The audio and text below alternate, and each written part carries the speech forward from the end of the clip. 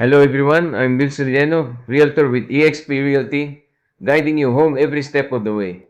This is general information only. Always consult an Alberta real estate lawyer about your situation.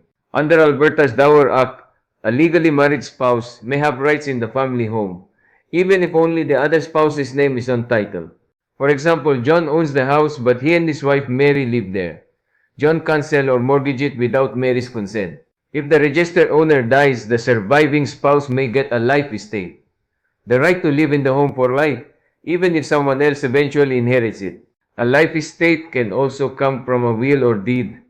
The life tenant can use the property, but can't sell it alone. The remainder owner must be involved too. Before buying or selling, your realtor and lawyer need to check who's on title and whether a dower right or life estate applies. If you're buying, selling, or inheriting a property like this, talk to an Alberta real estate lawyer first. I'm Wilson Yeno, Realtor with eXp Realty. Call or text 403-307-5714.